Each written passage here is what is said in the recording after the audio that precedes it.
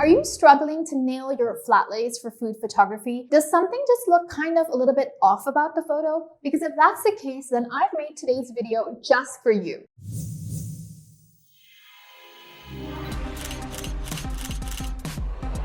Hey everyone, my name is Sukaina and welcome to my YouTube channel, the best place for food bloggers, food photographers, and content creators to learn how to create magazine-worthy images and make money from their food photography. Okay, so today's video is all about how you can nail a flat lay image. I'm going to be sharing my top 5 tips to help you master this style of food photography. So if this is something you're interested in, then keep watching. I've saved my best tip for last, so make sure you watch right till the end. Now, if you're scratching your head at this stage and thinking, what's even a flat lay? Now, in case you're living under a rock, a flat lay image is taken from an overhead angle where all the food is laid out flat on a background and you're photographing it from on top. Now, this is a very popular way to take images for editorial magazines as well as for Instagram. In fact, if you type in the hashtag flatlay on social media, it'll come back with millions upon millions of hits. So it's pretty safe to say it's a popular angle for food and product photography and one that you need to master. So let's jump straight into these tips. So the first tip I have for you when photographing flat lays is to always put your largest item or items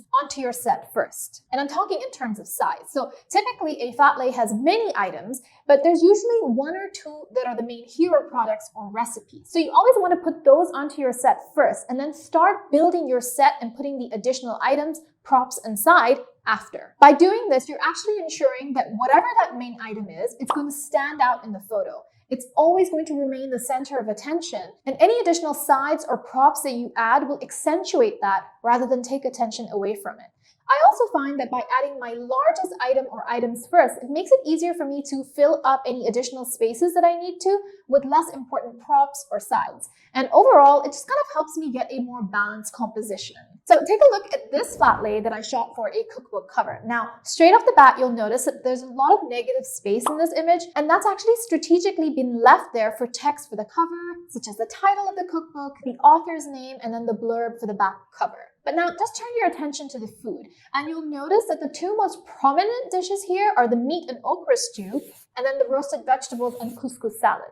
So those were the 2 main dishes in terms of size, which is what we placed on the set first. Now, when composing this image, we knew exactly what dishes we needed to include, but it kind of took a little bit of time and finessing when it came to the composition of exactly where we wanted to place these other dishes.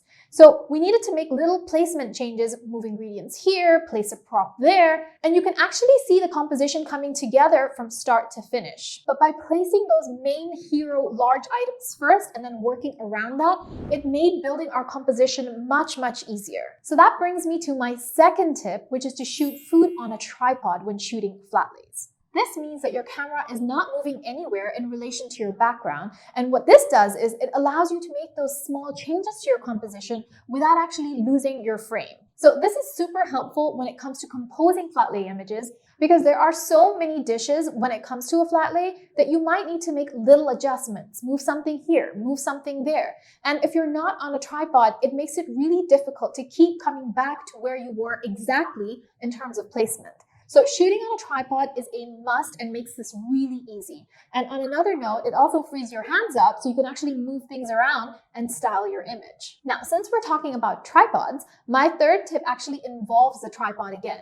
And this is to ensure that your camera is exactly parallel to your surface when you're photographing flat lays. This is super important because the last thing you want to feel like is your food is kind of sliding off the table because your camera and lens weren't parallel and flat.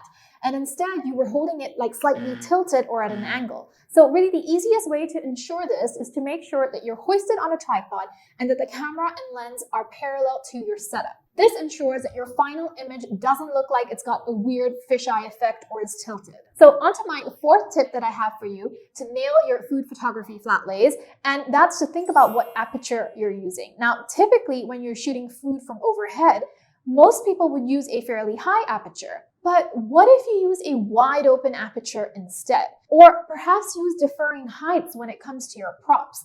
And that's exactly what I did for this image over here. Now, raising one of those plates higher than the remaining plates on the background, paired together with using a shallow depth of field, really helps to add interest to this flat lay, but also it helps to make sure that the hero plate of food stands out. So always try to think outside the box and break rules when it comes to your food photography. And make sure that you're always experimenting with different heights and different apertures when shooting your flat lay images. So always saving the best for last. And this is one of my favorite and most effective tips when it comes to flat lay food photography. And wait for it.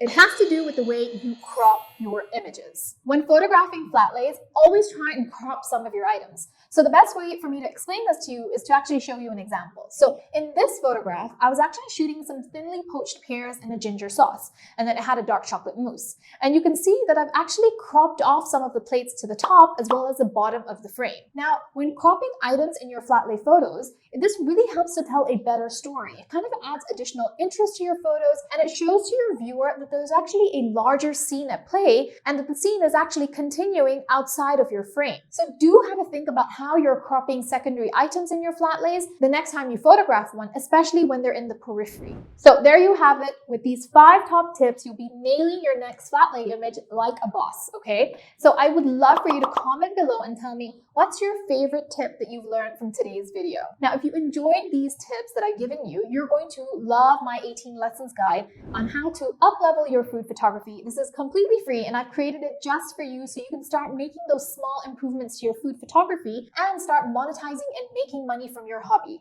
The link to the download is in the description box below, as well as in the comments box. Now, as usual, I'm going to be back next week with a new video all about how to book more food photography clients. So if you want to start making more money, you want to start booking out your client, you want those dream paying clients, you're done with photographing in exchange for product, then make sure you're subscribed to my channel by hitting the notification button so that the next time I drop a video, you are the first person to know. Now, if you enjoyed today's video, you're going to love this video I made all about how to nail dark and moody food photography. And then this video over here where I show you insights into my own Instagram account and how Reels have exponentially helped me to grow my food photography account. So if this is something that you've been struggling with lately, then make sure you check out both of these videos as well. Have a safe week, and I'll catch you guys then.